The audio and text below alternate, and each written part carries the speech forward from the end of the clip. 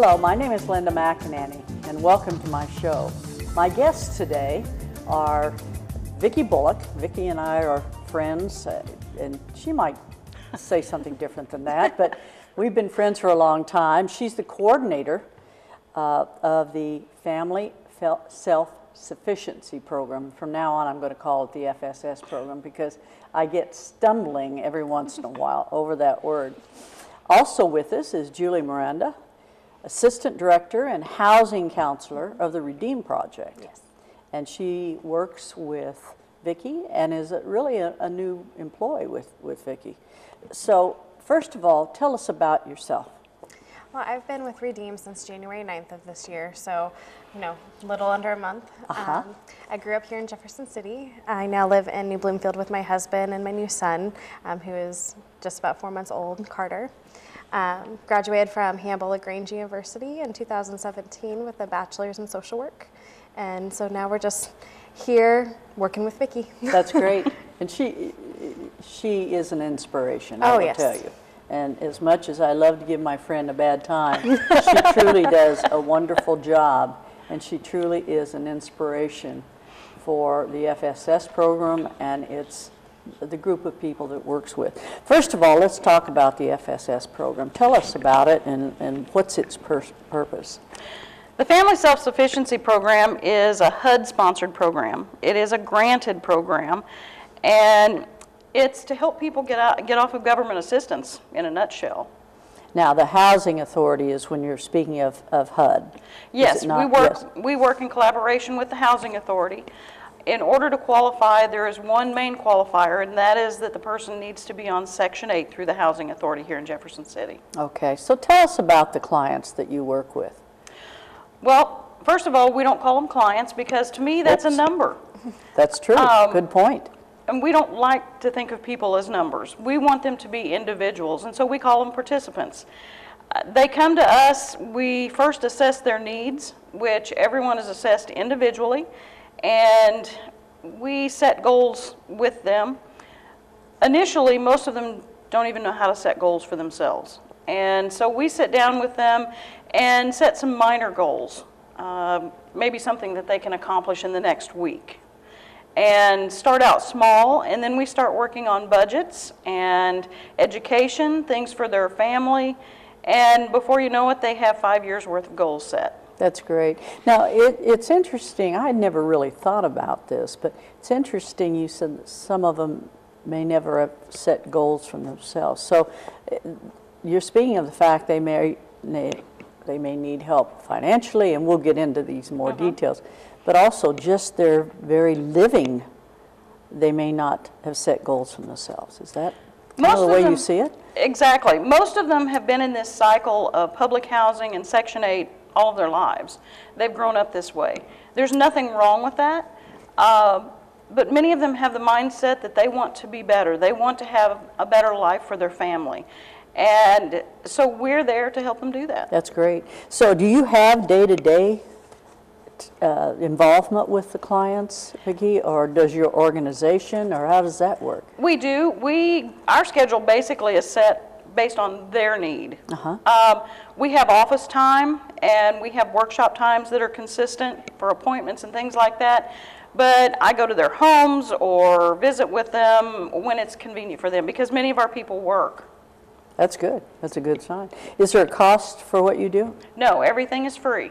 That's great. So it's an opportunity to help these individuals and not a charge to them as well. Exactly. And the neat thing about it, Linda, and I know you're very well aware of this because you've been with us from day one, for the 8 years that we've been doing this, we've had 15 families graduate. And upon graduation, they receive a check, which is held in an escrow during the 5 years of this commitment. We've handed out checks as large as $30,000. That's wonderful. And they earn it. Exactly. It's by accomplishing and meeting the goals and their individual goals, that's what gives them that opportunity. So they have indeed earned it. Exactly. So what are your funding sources then? For this particular program, for family self-sufficient, I'm like you, I can't even say it, family self-sufficiency, FSS. That's why they say FSS. It is strictly from HUD.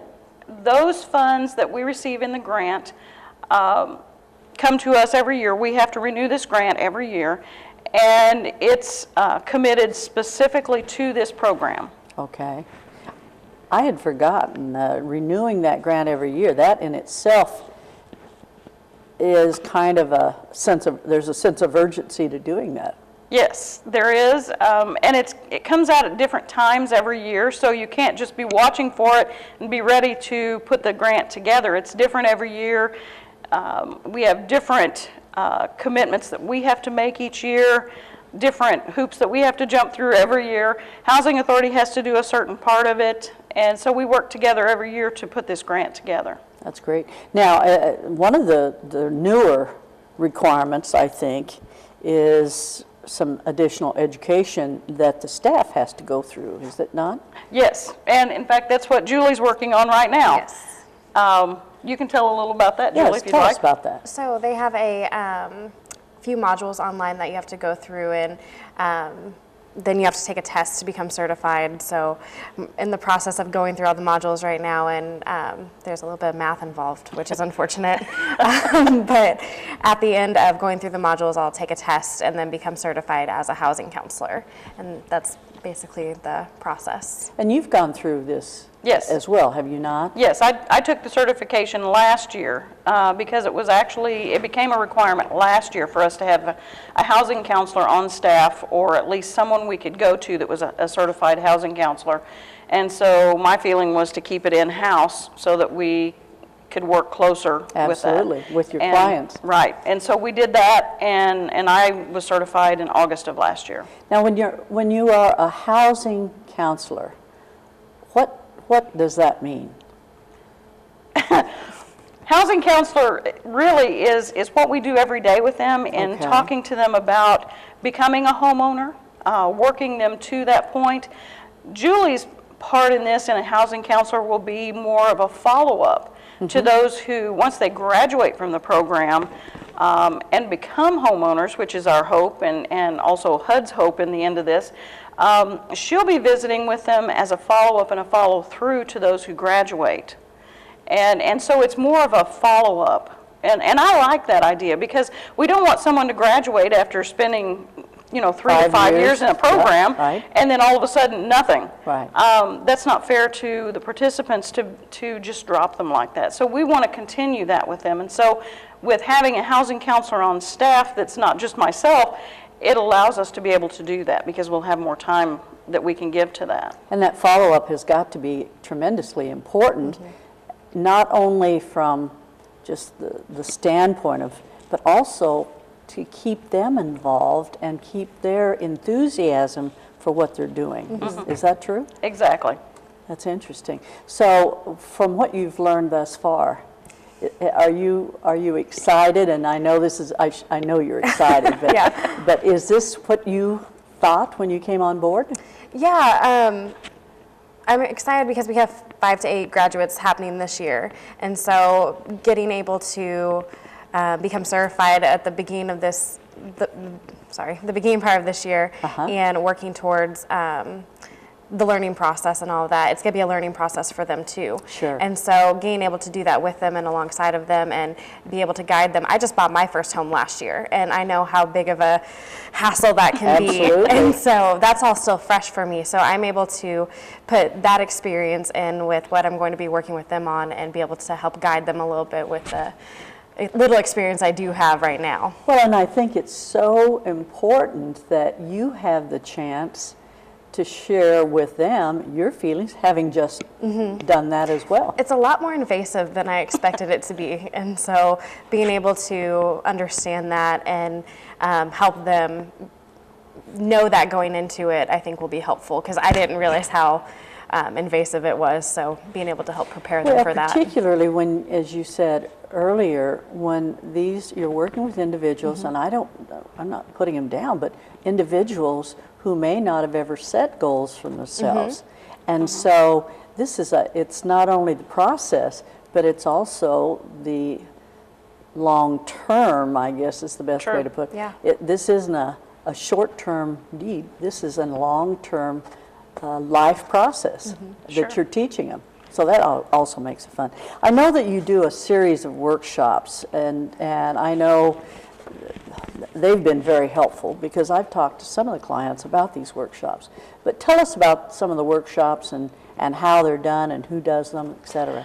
We're very fortunate that we have partnerships with several businesses, several other organizations in town that help us with these. Thankfully, I don't have to lead all of them. I only lead one or two. But we have Dana Alderman, who's on our advisory board as well, from River Region Credit Union. She's now doing our budgeting and finance classes. It's great to have someone who is in that realm teaching that. She can give them up-to-date things that are going on. Doesn't mean that we're pushing that particular bank or credit union. That's right. It's just so that they have a better idea of what's available to them. And we work with Central Missouri Community Action, CMCA. I'll tell you what, I want to talk more about that. Okay. We're going to take a break right now so I can get this cough out. We'll be right back. Stay with us. I'm Shelley Locke with Child Care Aware of Missouri. We're committed to helping families find child care and early learning programs that meet their needs. Finding the right child care or preschool is one of the most important decisions parents make. We help parents understand the types of programs available and the state's licensing rules. We also provide tips on what to look for when you visit possible programs for your child. Call us today at 866-892-3228 or visit us online at mo.childcareaware.org. Child Care Aware of Missouri, Missouri's most trusted child care resource. Family Counseling Center of Missouri offers a number of therapeutic and psychiatric services at 204 Metro Drive. Our mission is to improve the quality of life for individuals, families, and communities by helping people make positive changes in their lives and empowering them to make healthy and effective choices. Our focus is building healthier lives together. Call 573-634-4591 or visit us online at info@fccmo.org. FCC is proud to be a Compass Health organization and a United Way partner agency. Hi, I'm Kurt Probst, and I'm a big brother. Missouri Valley Big Brothers Big Sisters desperately need your help. Right now, more than 50 children are waiting for someone to spend time with them, waiting for a mentor. By spending time with a child, you can change their future and improve their chances of succeeding in life. All it takes is 1 hour a week. Call Missouri Valley Big Brothers Big Sisters at 634-3290 to get involved today. We are proud to be a United Way partner agency.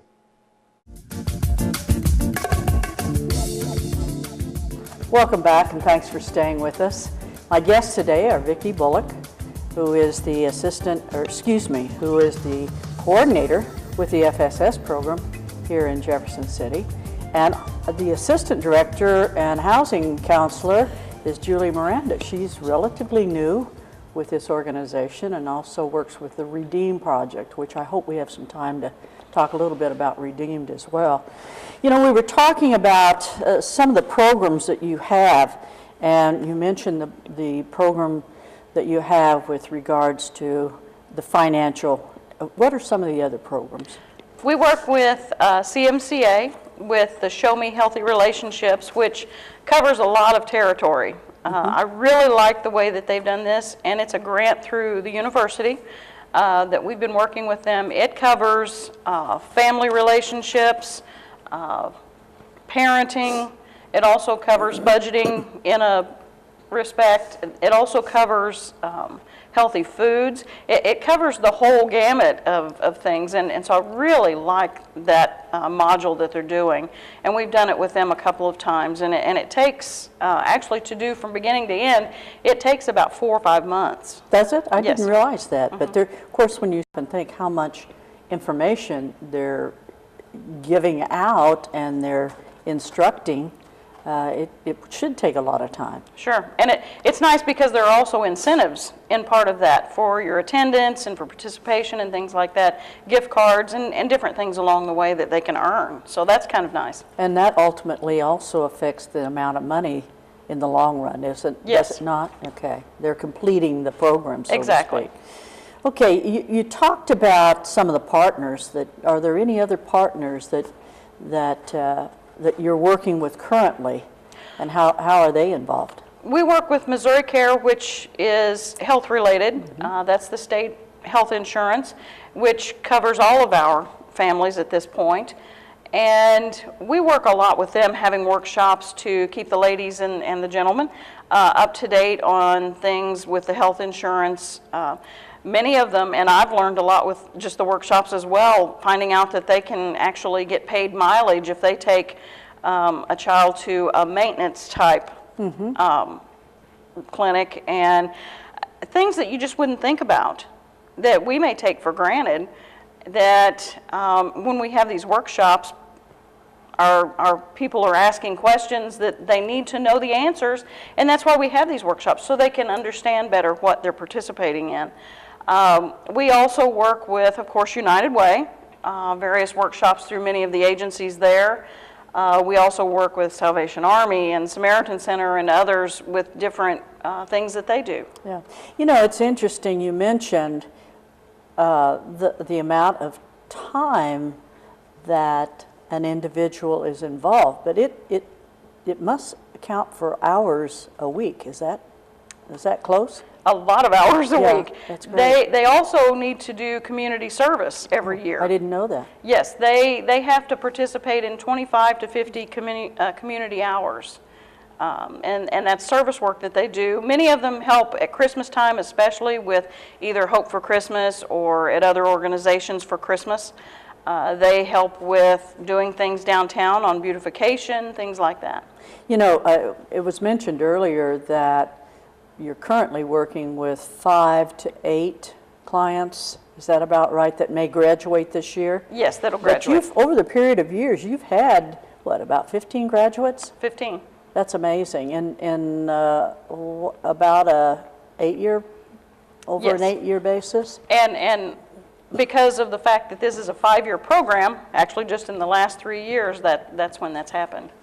Okay, you've been involved with the FSS program since the beginning. What prompted you to do so, Vicki? You. Oh my. Uh-oh, I'm in trouble. It's your fault. Honestly, when this all started was when I was opening up the doors to Redeem Project. And I want to talk about Redeem too, by the way, but go ahead. You and I had talked a little after I had left the position at the Salvation Army as the social service director and working with Center of Hope. And I felt like there were people that were falling between the cracks. And at the time, Michelle at the Housing Authority was looking at this grant and trying to figure out how they could do this, and they didn't have room for another staff person to be able to do it in-house. And so we got permission to be able to do this outside of the Housing Authority, and you were very instrumental in helping us write the grant and put this together, and you and Michelle and I have been together ever since. Yeah. And I think the important thing is that it is in partnership, obviously. Yes. But it's also kind of an extension of what you did as Redeem. Talk a little bit about Redeem. Well, the Redeem Project, of course, is my baby. I'm very proud of the fact that we use 100% of any donation that comes in throughout the year for exactly the program that someone donates it for. If they donate it for our GED high-set program, that's what it goes for. We don't use it for any kind of overhead or administrative costs. It goes, every dime, every penny goes directly into the program that a donor wants it to go for. The Redeem Project, everything we do is free, just like the FSS program. It's free to anyone. It doesn't matter your income or anything like that. It's all free. We do men's work and interview clothing. We do Hope for Christmas for people that don't fall into the criteria for other help in the area. And we only help a family one time at Christmas.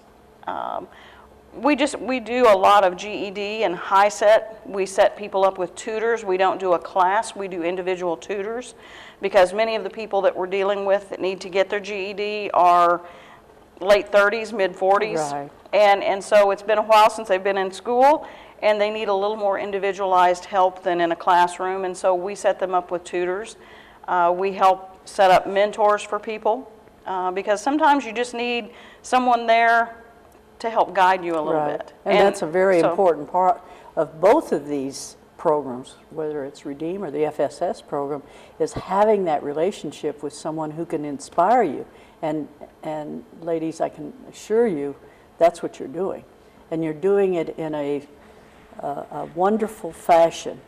And I will tell you, this lady, both of these ladies are very religious, and they look at what they do as a life's effort. Well, I won't get any farther than that, but I admire that portion of both of you and what you're doing with both programs, actually. Okay, what are some of the ways that you can utilize volunteers? And I know there's dozens of ways, but maybe a few. Julie, would you like to answer that? Well, we're always looking for people who would be interested in helping with childcare or transportation for the men and women who are involved in the program. Volunteers for REDEEM, at Christmas time to come and wrap presents. For the FSS program specifically, maybe somebody who has a skill set that would be good in teaching a class or facilitating, mentoring, tutoring, those types of things. I hadn't considered the transportation piece, but for many of these individuals, they don't have transportation. It's a bus or nothing, or Right. walking. And that, certainly in this time of the year, and we're taping this in the middle of a very cold spell, that can be dangerous for not only for them, but for their children as well. And I forgot about the fact that childcare is also an important part of this. Exactly. We want to make sure that there are no excuses. There are no reasons that someone cannot come to, especially the classes on Wednesday. For 8 years now, we've consistently had classes at 10 o'clock on Wednesday. And we've kept it that way because, number one, it's consistent for those who work. We can work with their employers to allow them to take lunch early that particular day and come to class, things like that. But we want to be able to provide childcare when it's needed. So there's not the distraction. Exactly, so that mother or father doesn't have to worry about their child or what's going on. And we also want to help them with transportation, and maybe that's something as simple as a bus pass or a gas card to help someone to have the gas to get to class. But we want to make sure that we take all of the reasons out of there that they can't be there. And by the way, I should have mentioned this earlier, but if you have questions or want any more information with regards to the FSS program, you can pick up the phone and call 573-353-4720, or you can go online and visit fssjeffcity.org, and they're also on Facebook, so you can get some good information by those methods. And I think it's important for people who do have questions to have that opportunity to have them mentioned. Okay, so how can the community help the program? There are a lot of ways that they can help. Of course, donate their time is more important than anything. Because as you well know, we have an advisory board of community members that set up of people from all walks of life. You might be interested in being on the advisory board. It might be someone who would like to teach a class or tutor someone or mentor someone. Again, the child care is very important. Transportation, those are top two things that we really need help with. It may be that you don't have the time to be able to do that, but you can buy a bus pass, or you can buy a gas card at Casey's or break time, Right. and because those are more prevalent. Or you can donate $20 to purchase a gas card or something like that.